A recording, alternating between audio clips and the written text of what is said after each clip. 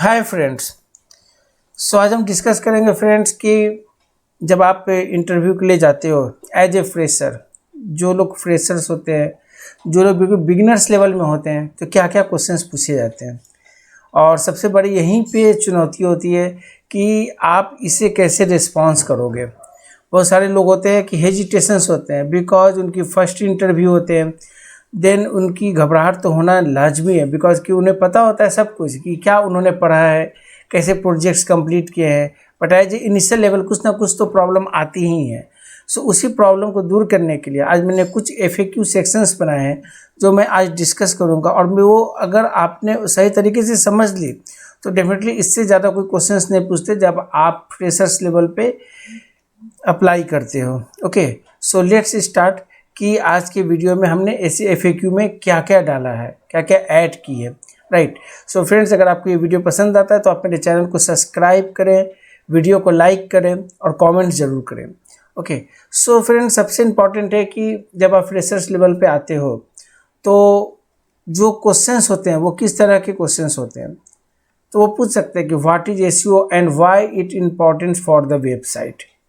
Definitely SEO होता है क्या है, पहले तो अगर आप बता दोगे उन्हें तो डेफिनेटली उनको लगेगा कि हाँ ये कुछ जानता है।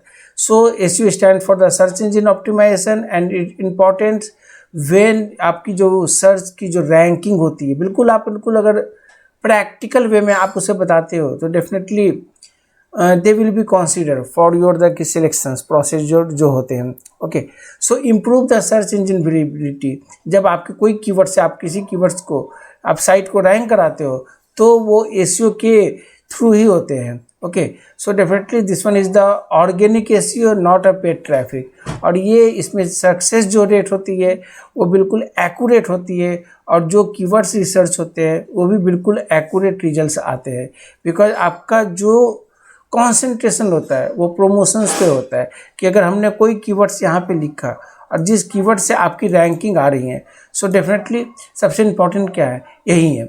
ओके, तो ये देखो जिस तरीके से यहाँ पे रैंक आ रहा है, अगर हमने किसी साइट पे काम किया है तो यू कैन सो कि हाँ इसकी करंट पोजीशन ये है या इसकी करंट पोजीशन ये है। सो आपको ये ध्यान रखना है। Right. Second, what are the main components of the SEO। क्या क्या है कॉम्पोनेंट्स। सो फ्रेंड, दो ही चीज़ें, on page end of page. On page जो आप साइट के अंदर के सारे वर्क करते हो, just like the Meta title, Meta description, content, फिर उसके बाद टेक्निकल SEOs होते हैं जिस पे आप कंट्रोल करते हो अपने साइट की स्पीड, साइट कितना स्लो है, कितना फास्ट है, क्या क्या एरर्स आ रहे हैं उसको फिक्स करना। और ऑफ पेज में जो आप लिंक बिल्डिंग की एक्टिविटीज़ करते हो वो बताना है आपको। पूछ सकते हो what is the keyword difference, what is a keyword in SEO and how do you choose the right keyword for the website. It's very difficult to choose the right keywords for your the business. क्यों?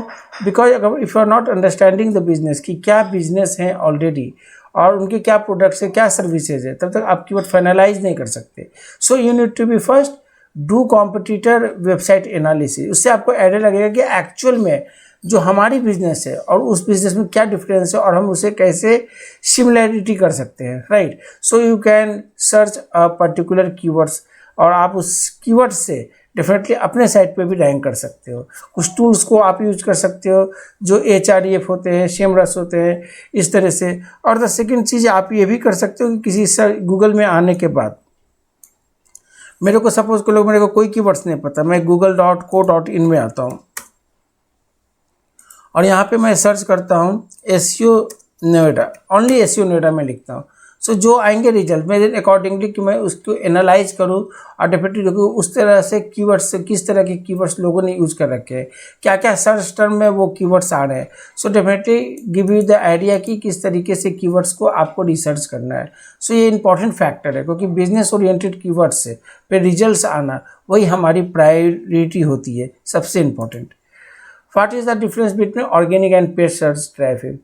फिर organic का मतलब free, यानी आप SEO के through जो rank लाते हो किसी भी वेबसाइट की, that is called organic. And paid search results, paid search results वो होते हैं जिससे आप सिर्फ पेड से रैंक करते हो। जस्ट लाइक कि आपके कोई भी ऐसा पेड रन हो रहे हो तो डेफिनेटली वो वहाँ पे शो होते हैं। जैसे मैंने यहाँ पे मैं SEO कंपनी नोएडा लिखता हूँ, सो मैं देखना चाहता हूँ यहाँ पे कोई पेड कैंपेन चल रही है कि नहीं। सो डेफिनेटली अभी तो ये शो हो रहा है। So this one is the sponsored link, this is called a paid. अगर पेड से ट्रैफिक चाहिए तो आपने किस तरह का पेड कर रखा है, वो सोशल भी हो सकते हैं, वो पेड कैंपेनिंग भी हो सकते हैं, एनी टाइप ऑफ द जो पेड कैंपेनिंग चलते हैं, ओके तो वो होते हैं, वहाँ से आप ट्रैफिक डाइवर्ट करते हो। What is a site map and why it is important for SEO. So friend site map क्या होता है, sitemap.xml आप क्रिएट करते हो, ये एक रूट जहाँ पे सारे आपके वेबसाइट की यूआरएल वहाँ पे दिखती हैं, और उससे आपको क्या आइडिया लगता है, उससे आपको ये आइडिया लगता है कि किस पेज पे कितने लिंक है। जैसे मैंने ब्लॉग है, ओके मैंने यहाँ पे लिखा sitemap.xml, okay so you can see here किस तरीके से आ रहे हैं यहाँ पे पोस्ट भी आगे सारे पोस्ट की हैं, जितने भी मैंने यहाँ पे पोस्ट किए हैं उसकी साइट मैप है, और जो भी यहाँ पे पेज की साइट मैप है वो यहाँ पे है। सो यहाँ पे वो आ रही है पेज की साइट मैप। सो कहने का मतलब ये है कि आपको देखना होता है कि किस तरीके से आपके वो सारे पेजेज वहाँ पे हैं या नहीं, क्या वो रियल में इंडेक्स होते हैं या नहीं, ये सारी चीज़ों को देखने के लिए हम वेब मास्टर टूल यूज़ करते हैं। और डेफिनेटली साइट मैप बनाने का पर्पस ये होता है कि जो भी पेजेज आप नए बनाते हो या एग्जिस्टिंग पेजेज पे आप अपडेट करते हो, तो डेफिनेटली वहाँ पे क्या होता है कि सबसे इंपॉर्टेंट ये होती है कि आपने किस तरह का कंटेंट अपडेट किया है, कितना अपडेट किया है, क्या उस अपडेट से आपके साइट के रैंक की इफेक्ट आई है या नहीं आई है। Right, what is the difference between white hat SEO and black hat SEO. देखो white hat SEO and black hat SEO, जो आप ऑर्गेनिक टाइप से काम करते हो साइट पे, जो मेथड्स आप यूज करते हो, keyword research, on page, of page, technical, वो सारे मेथड्स होते हैं white hat SEO. And black hat SEO क्या होता है, ब्लैक हैट एसईओ होता है कि जब आप इलीगल वर्क करते हो साइट पे, यानी कि आपने एक वेबसाइट बनाई, आपने डुप्लीकेट कंटेंट लगा दिया, कीवर्ड स्टफिंग कर दी, so this type of the work, आपने बैकलिंक्स बनाए, बिल्कुल ब्लाइंडली बैकलिंक्स बना दिए, so this type of the promotion is called black hat SEO. वो आपको नहीं करना है ब्लैक हैट, क्योंकि आपको सिर्फ जानना है कि एक्चुअल में ये ब्लैक हैट सिस्टम वर्क कैसे करता है, आपको वर्क करना है व्हाइट हैट एसईओ पे।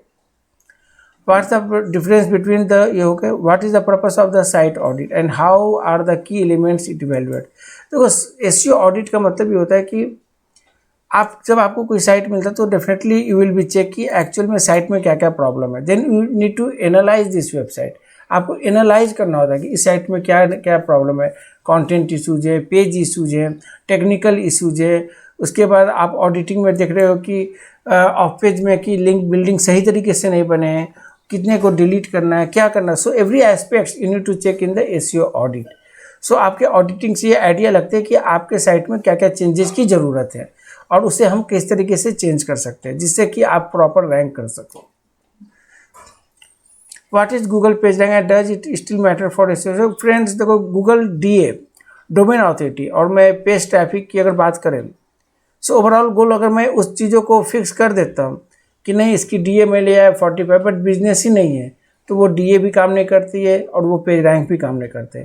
तो इम्पॉर्टेंट कि गूगल हमेशा कहता है कि जो कंटेंट आप बनाते हो एक्चुअल में वो पीपल्स क्या पूछ रहे हैं, आज की डेट में ऑडियंस की क्या डिमांड है, उस बेस पे कंटेंट रेडी करोगे आपको रिजल्ट्स मिलेंगे, because they are looking for the exact services, right. So आपको इसको ध्यान में रखना है। How can you measure the success of the SEO campaign. Friends measure of the success कैसे आप एवेल्युएट करोगे। डेफिनेटली अगर आपकी किसी साइट की रैंक आ गई तो वो एक सक्सेस का एक पाथ है। कहने का मतलब है कि आपको रिजल्ट्स मिलने शुरू हो गए और डेफिनेटली आपको बेटर रिजल्ट्स कब मिलेंगे जब आपकी रैंकिंग फर्स्ट पेज पे शो होती है। फर्स्ट पेज पे शो हो रही है तो आपको रिजल्ट्स मिल रहे हैं।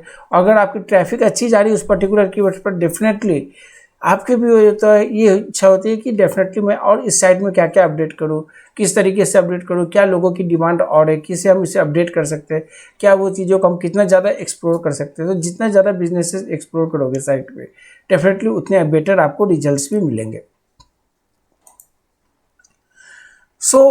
ये तो हो गए हमारे टेक्निकल क्वेश्चंस जो लोग आज की डेट में पूछते हैं, बहुत ही जेनरिक टाइप से क्वेश्चंस पूछते हैं और सिर्फ आपको कॉन्फिडेंस होना चाहिए कि आप उसके रिस्पॉन्स सही तरीके से कर रहे हो या नहीं, राइट। मतलब कि जो भी आपको लगता है हिंदी में इंग्लिश में जिस तरीके से लगता है तो डेफिनेटली आप उसे डिफाइन कर सकते हो, कोई इशू नहीं, डरने की कोई ज़रूरत नहीं है, बिल्कुल फ्रैंकली आप उसे रिप्लाई कर सकते हो। जहाँ नहीं आपको पता है डेफिनेटली आप उसे नो कर दो। सो फिर क्या होता है कि कभी कभी आपसे वो जेनरिक क्वेश्चंस भी पूछते हैं कि टेल अस अबाउट योरसेल्फ, तो डेफिनेटली आप क्या बोलते हो? I recently graduated with the जो भी डिग्री है from mention your the university. During my study I develop a strong foundation in mention relevant skills और सब। डेफिनेटली आप बताते हो अपने एजुकेशंस के बारे में, अपने फैमिली बैकग्राउंड के बारे में, और जो आपने करंट सीखा है उसके बारे में, राइट। तो आपको यही रिप्लाई करना है आपको।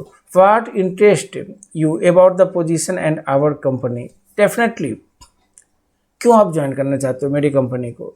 डेफिनेटली कि मेरे को एक सक्सेस पाथ मिले, मेरे को एक राइट डायरेक्शन मिले। मैंने यहाँ पे तक तो सीख लिया है कि वर्क कैसे होते हैं, बट उस वर्क टीम के साथ कैसे वर्क होते हैं, टीम के उसके मैनेजमेंट से कैसे हम बात कर सकते हैं। So lots of the things you need to learn in the fresher.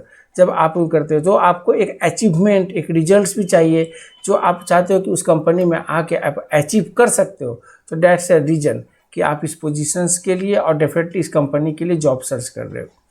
What do consider about the key strength and weakness. आपको की स्ट्रेंथ अपनी नहीं बतानी, वीकनेस अपनी नहीं बतानी कि हाँ मेरे को ये नहीं हो रहा है, वो नहीं हो रहा है, नहीं। You need to concentrate on the work कि आपके स्ट्रॉन्ग पॉइंट क्या है जो आप कंपनी को दे सकते हो, और द वीकनेस, वीक पॉइंट कौन सी है जो आपको लगता है कि हाँ इसको हमें सुधार करने की ज़रूरत है। सो डेफिनेटली आपको यही मेंशन करना है। One of my the key strength is my ability to mention a relevant strength, जो भी आपकी हैं वो आपको मेंशन करना है। And I am constantly working on improving my mention a weakness such as the time management. जो भी आपके इश्यूज हैं, वीकनेस यानी कि जो आपको लगता है कि नहीं इन चीज़ों में मुझे और बेटर करने की ज़रूरत है, तो that is called a weakness, ये आपको बताना है वहाँ पे। And I believe this role will help me further develop in the area. So interviewer को आपको वहाँ पे बिल्कुल सेटिस्फाई करना है अपनी वर्क से, अपने एक्सपीरियंस से, अपने नॉलेज से। Describe a challenging situation you faced in a group project और team setting during your study and how you handle it. So lots of the thing, जब आप किसी प्रोजेक्ट्स पे एज ए फ्रेशर काम करते हो या आपने कहीं किया है तो आपका वो एक्सपीरियंस कैसा रहा, तो वो आपको बताना है। तो डेफिनेटली जैसा आपने उन सिचुएशंस को फेस किए, जो चीज़ें आपको प्रॉब्लम आई, जो चीज़ें आपने इम्प्रूव की, जो आपने टीम ग्रुप के साथ वर्क किया, वो सारी डिस्कशंस आप डेफिनेटली वहाँ पे एक्सप्लोर कर सकते हो। How do you stay organize and manage your time efficiently. So definitely आप कैसे वहाँ पे ऑर्गेनाइज कर सकते हो, manage your time efficiently. I use digital tools like calendars and to do list to prioritize tasks and deadlines. I break down larger projects into smaller manageable tasks and set clear goals. Definitely जब तक आप किसी चीज़ की goal set नहीं करते ना, तो आप रिजल्ट्स नहीं ला सकते। जैसे मैं कहूँ कि एक साइट मुझे मिली है, वो 200 पेज की साइट है, तो कितना टाइम लगेगा उसे ऑप्टिमाइज करने में। डेफिनेटली आप कहोगे कि हाँ 20 डेज लगेंगे, 25 डेज लगेंगे, I will be complete. So these are the task you need to target. आपको टारगेट करना पड़ेगा और उसके डेडलाइंस को आपको उसी डेडलाइंस के अंदर वो सारे वर्क को अचीव करके आउटपुट देने पड़ेंगे। What motivate you in your work और स्टडीज। क्या आपको उससे मिलता है? Definitely I am motivated by the opportunity to learn and grow. I find satisfaction in overcoming challenges and continuously improving my skills. Additionally positive feedback and recognition for my contributions drive me to excel. So कुछ positive response से वो impact ज़्यादा अच्छा करता है। Don't do any times of the negative impact. आपको ये negative impact बताना नहीं है। डेफिनेटली हाँ, अगर आप निगेटिव इम्पैक्ट बता रहे हो जहाँ पे लगता है कि आपने बोल दिया, तो उसको आपको इन द सेंस आपको पॉजिटिव मोड में भी उसे कन्वर्ट करना होगा, जिससे कि वो सेटिस्फाई हो सके एक interviewer. Do you have any experience with the any relevant tool software skill. अगर आपको हैं तो definitely you can say yes, नहीं है तो definitely you can say no. Otherwise अगर आपको पूछा गया सेमरस में क्या क्या होता है, डेफिनेटली आपने किया ही नहीं है, आपने बोल दिया कि ये, तो डेफिनेटली वो पूछ सकते हैं कि मैजिक कीवर्ड्स क्या हो सकते हैं। How to be analyze the website through the Semrush, कैसे करोगे, क्या क्या उसमें चैलेंजिंग आप फेस कर सकते हो, कैसे कैसे उसे फेस करोगे। सो लॉट्स ऑफ द क्वेश्चंस, जब तक आप वर्क करोगे नहीं तो डेफिनेटली आपको वहाँ पे रिजल्ट्स मिलेंगे नहीं, आप समझ नहीं पाओगे। How do you handle constructive criticism और फीडबैक। सो बहुत अच्छा ये क्वेश्चन है। I view constructive criticism as an opportunity for growth. I actively listen to feedback, analyze it objectively and use it as a chance to improve my performance. I appreciate when other take the time to help me enhance my skill and knowledge। तो किसी भी team में काम करना और उसमें एक positive attitude को पास करना, ये बहुत बड़ा इम्पैक्ट करता है। डेफिनेटली बहुत सारे बंदे इस पे होते हैं जो नर्वस हो जाते हैं अकॉर्डिंग टू द प्रोजेक्ट्स कि अरे ये नहीं हो रहे, वो नहीं हो रहे। So you need to always think about the positive, not an negative. So definitely ये काम करता है जब आप एक ग्रुप के अंदर काम करते हो। What you are your long term career goals, क्या है? सो डेफिनेटली आपको वो बताना है, वो पॉजिटिव, कि क्या आप एक्सपेक्ट करते हो। आज अपने आप एक एग्जीक्यूटिव के रूप में जा रहे हो, तो डेफिनेटली आपका लॉन्ग टर्म कैरियर क्या है, क्या करना चाहते हो लाइफ में, किस तरह का रोल्स आप करना चाहते हो। So definitely you need to concise, बहुत ही आपको तरीके से 2 लाइन की, जैसे मैंने यहाँ पे लिखा है कि in the long term I aspire to, mention आपका कैरियर गोल्स होना चाहिए, such as gaining expertise in a specified field और taking on leadership roles. I am committed to continuous learning and professional development to achieve this goal. So definitely positive response will be impact for your the career, for your the selection. Why should we hire you and other candidates with more experience? Good question कि आपको वही क्यों higher करे जबकि और भी another candidate है जो कि अच्छे एक्सपीरियंस है उनको।